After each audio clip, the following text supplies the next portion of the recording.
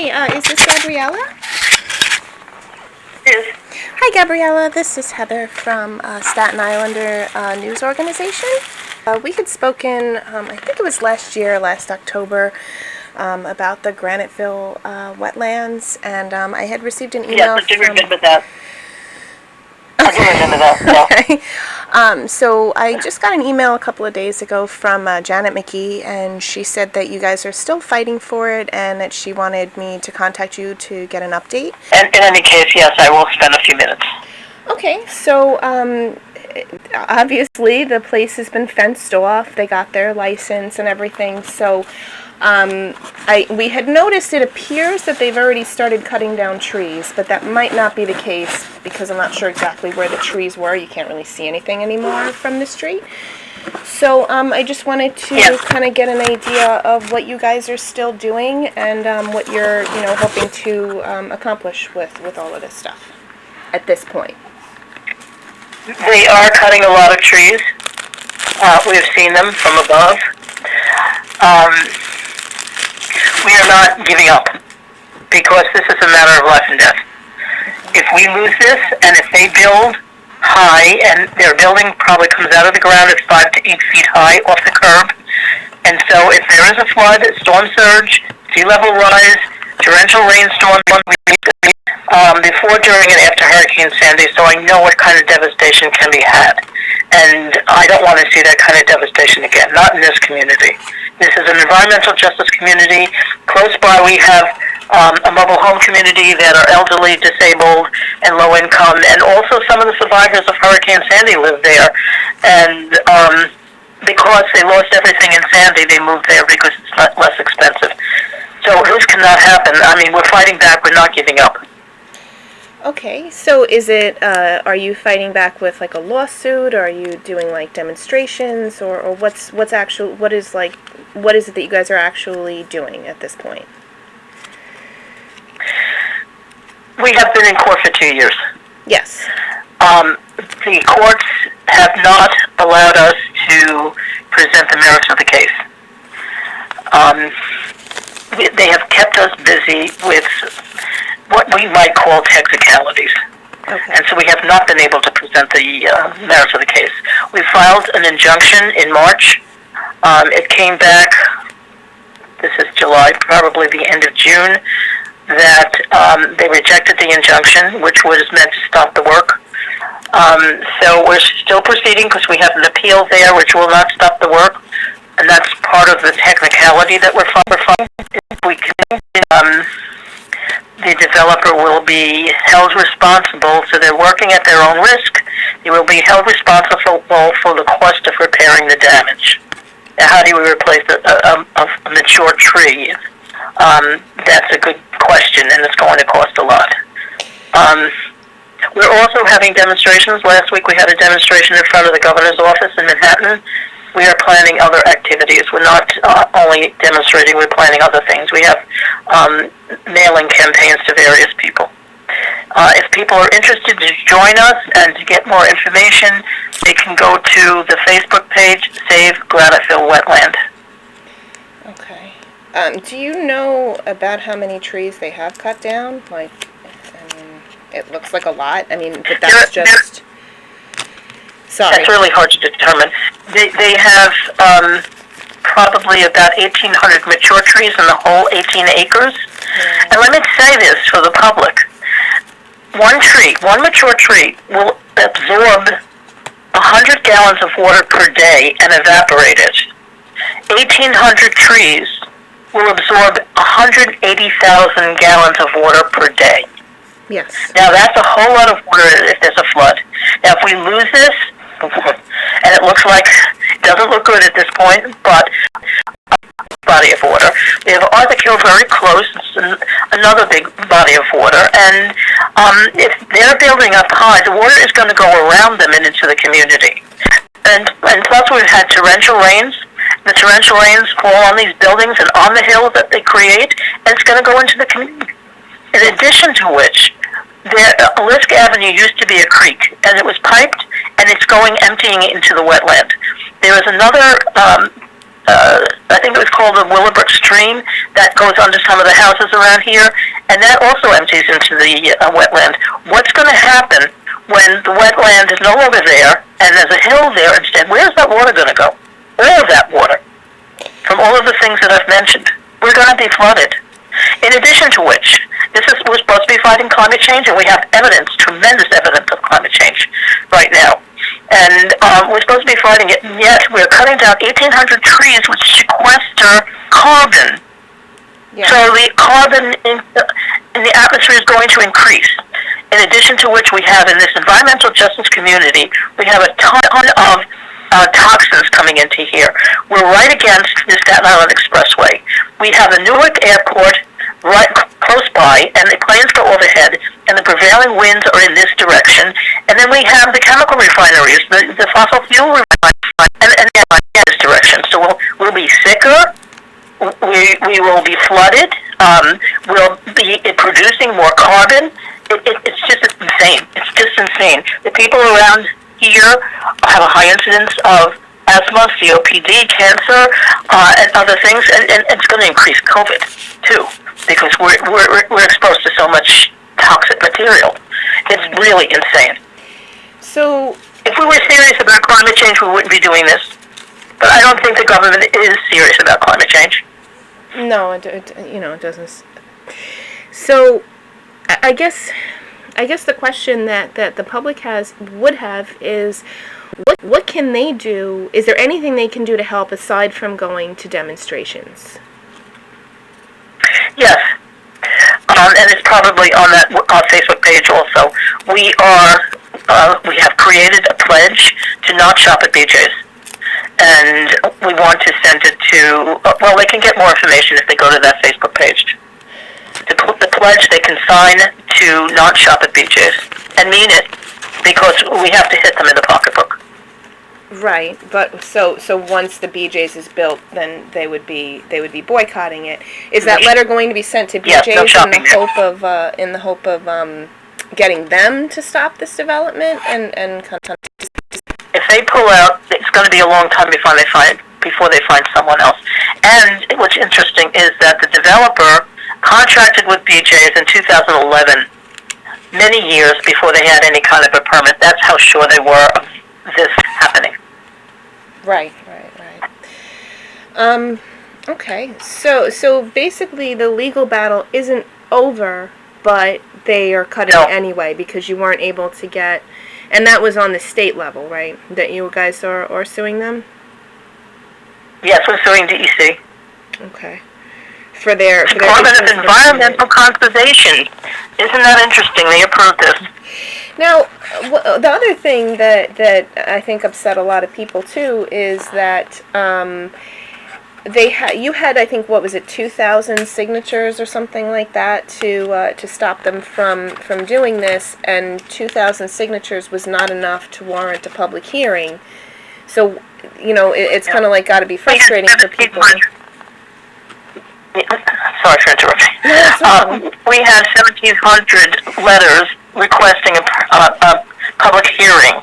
And in this public hearing, we could have had experts testify. Right. But also among those 1,700 letters, we had letters from environmental organizations, we had letters from some of the people, and all of that was deemed not warranted. DEC told us that a public hearing was not warranted after we supplied 1,700 letters. Right, which I don't know if you had seen the article that I wrote, but there's only 5,000 something residents in Graniteville, so that was about a third of them who sent letters. Like if you count them one for one, like residents to numbers of letters. I know some of the letters did come from outside of the neighborhood, but it seems. Well, it seems kind of insane that, like, how many would have been necessary? They don't actually have to disclose that to you, like how many. It's supposed to be a reasonable number. It's supposed to be a reasonable number, and they don't define what reasonable is. Yes, we had outside people because Staten Island is under attack by the developers. There's no other land that's available in most of the boroughs and in most of the areas of the boroughs. Staten Island is the only borough left that has some land, and it's generally sensitive land, like wetlands. I saw a cemetery being pushed back and a building put on it. We were building on beaches. We're building in wetlands where we never built before. Right.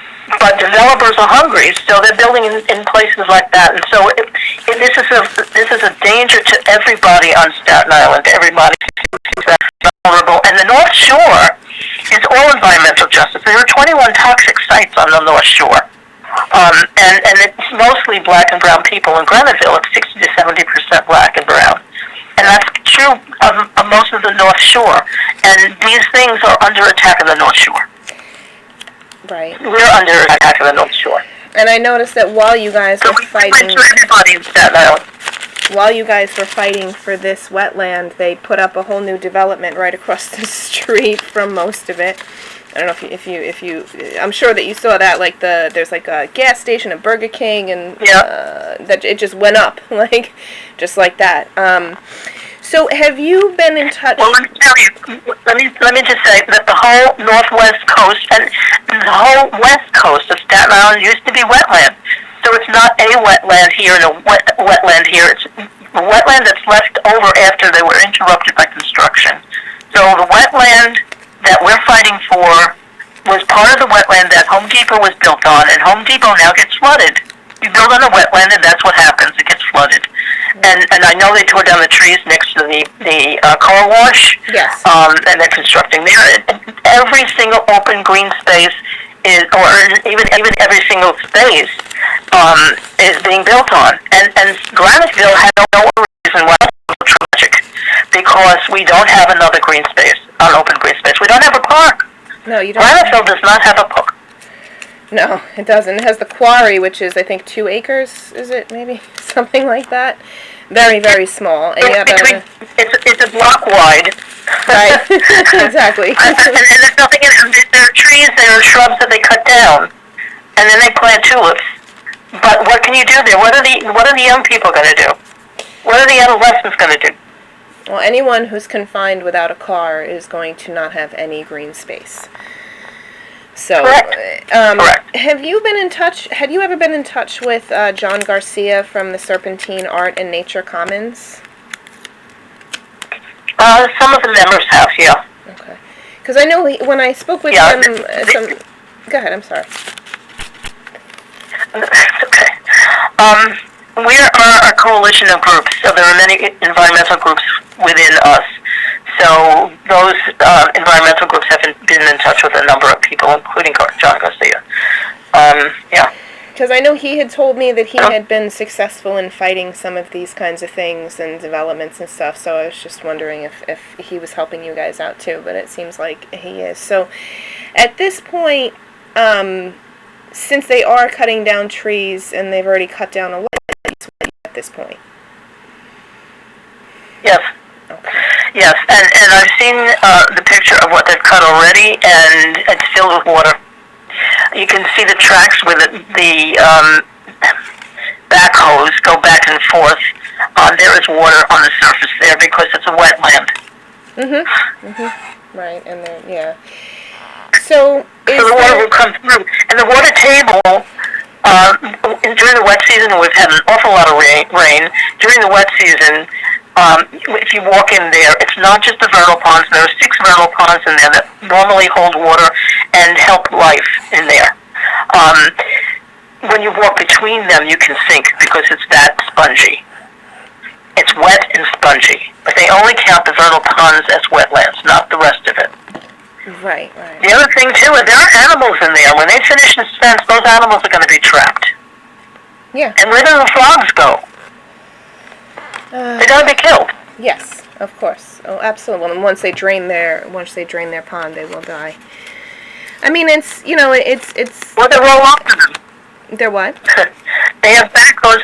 They'll roll over them. Right. When we were there last March, there were backhoe tracks going around the trees, very close to the trunk of the tree, which compacts the soil because backhoes are very heavy. So they're doing it intentionally. Yeah. So, is there anything else that you would want the public to know? I guess don't give up hope on this, but I don't understand why. What I don't understand is how they ended up getting the permit anyway. And you had said back in, I don't remember what month it was, but it was a few months back that they were supposed to give you 90 days to respond to something, and then instead they decided arbitrarily and during COVID to give you 30 days, and that's what basically put this whole thing into place that allowed them to cut down the trees. Well, that's part of it. What happened was that after we left the city, and the city council voted 50 to destroy the wetlands, they would say to construct this project, but no, it's destroy the wetland. That's the part they want to hide. The city council voted to destroy the wetland with a vote of 50 to destroy to 1 to save it because we will be flooded.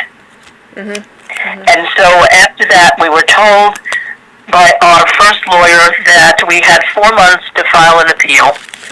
And so we had to find a new lawyer because she said she didn't have the capability. By the time we did, and we were members of a group called Higher Ground, coming out of the Anthropocene Alliance, which is located in Florida. So we have members, we have people, friends all over the country, not just in Staten Island, all over the country. And so they helped us find a lawyer up here. And so our current lawyer, by the time I, turned over the documents and he reviewed them and put together the case and filed a few days before the deadline, or so we thought. The deadline was actually, when they finally found out that the deadline, that in some cases, and why this one is a case, I don't know, in some cases, the DEC has a statute of limitations of 30 days. 30 days. Right. So we would have had to file, I think, in November of last year, right? Of 19, probably. No, it wasn't 20 because it was. I think it was 19. Oh, okay. Yes, it was 19 because then the developer got involved in the case and filed immediately to terminate the case because we didn't file on time. Right. And they were. That was one issue, and but they said this is another issue, and this is what our appeal is about right now. They said because we're also suing DEC because not only the public hearing, but they are supposed to do their own environmental impact statement, and they did not. So we're suing on that basis too. The response to that was the court found in the favor of the developer because we filed late, but they found in our favor about the public hearing and about the environmental impact statement. And they said, but we should have complained in 2017. 17? Why in 2017? Yeah. That was when this all first started and nobody knew about it. Yeah, you got me. I have no idea. And that's what our appeal is about currently. Okay. So when is your next appeal hearing? That I couldn't tell you. I'm not sure at that point. And I've got to leave soon, so... Sure. One of the things that I would like to leave the public with is that we're not giving up. This is going to be a tragedy, just as Midland Beach was, and the South Shore of Staten Island, where 24-plus people died. Half of the people that died in New York City died in Staten Island during Hurricane Sandy. And I could go on forever, but I won't with this. And so please check the Facebook page, Save Graniteville Wetland campaigns we have. So at this point, when you said last week, I think you said that you went to the governor's office. Was that where you were yes, protesting? Okay. In Manhattan. Yeah. What and is there? Did that do anything? Did the governor ask for a meeting with you guys after that, or is he did that help him to become aware of this? Does it seem like he's going to be on your side in this matter, or that nothing is happening? No, he's not. Oh, he's not. He's okay. not. Okay. We've contacted the governor over the last 4 years. I've been working on this for 4 years. We've contacted him before, no response. The only way you can contact him, the only email that you can find is through a website, and somebody else looks at it and they probably don't even pass it on. So the governor is pro-development, and the mayor's certainly pro-development, and that's what happened. And we demonstrated to call him out, basically, not even to ask. We're not asking any longer, we're demanding. Because this is dangerous. Is Otto also pro-development, the borough president that we have here? He is as well. Yes, okay. He's also, yes, and he wouldn't meet with us. He wouldn't meet with you either, okay. So there's, all right. Okay, so it seems like, so what is your next step is basically on your Facebook page, or you're kind of like a couple of campaigns. We have a couple of campaigns which I would rather not mention over this venue. So go to Save Graniteville Wetland Facebook page, and you'll find out what we're doing. Okay. All right. Well, I appreciate your taking the time to speak with me about this, and I really hope that. And whatever happened with the turtles? There was nothing that ever happened with the turtles. They weren't required to set more traps or to have someone other than themselves set traps or anything like that. DEC allowed the developer to look for the turtle, that which was not in his interest to find. So guess what? He didn't find it. Well, I mean, the other question is, if you were to find it or hire a private somebody who does that kind of thing, like, or the U.S. Fish and Wildlife Service was to get involved and put a trap in or something like that, is that an option where you would be able to yourselves find the turtle? It's very difficult. We had a volunteer from the Turtle Conservancy who came about 2 years ago, and the DEC told the developer that he could look at the end of May, the beginning of all through June. And when the turtle expert came out, it was second about 2 years ago. And he said it was already too late. The turtle has already come out of hibernation. It's a very small turtle. It's only about 3 or 4 inches, and it burrows underground, under the frost line, and stays there over the winter. And that means it goes about 3-4 feet down. And when it comes out of hibernation, it scatters. So it's really difficult. And he said, the turtle expert said that it was already too late, and the developer, we met with him on the site on June 2nd a couple of years ago, and the developer had people looking the following day. So it was June, it was not May, it was June, and the second viewing, or the second time they looked for it was the end of June. And the pictures that I have seen do not indicate a witness. They do not indicate the workers setting the traps, nothing like that. So I have a lot of questions. In fact, we spoke to one of our electeds who said this is a conflict of interest to allow the developer to find something that's not in his interest to find. And he said he would bring it up in the state. And as far as I know, nothing has happened. So, so I guess the question that I had, so if it had been April when the turtle expert had come, well, we would have had to prove it. I don't know if it would have made a difference because everything has been brushed. And sometimes the waters were parted and the developer walked through. Mm-hmm. And I gotta go. Okay. All right. Well, Save Graniteville Wetlands Facebook page. Okay. I will definitely, I definitely appreciate your taking the time to speak with us, and hopefully it does work out, but, hopefully don't cut down any more trees. No, we've cut down a lot already, yeah. Hopefully they won't. Okay. And let me know when it comes on. I will do that, no problem. I don't know if I still have your email, so if you want to just contact us through the website, or if you want to send me an email at ourisland@statenislander.org, just to remind me of your email, because I know I have Janet McGee's. I don't know if I have yours anymore. And then I can send you the link when it does post. 1 second, let me write that down. Okay. Or I can give you mine and you can contact me that way and we can exchange thoughts. Is that better? Or no?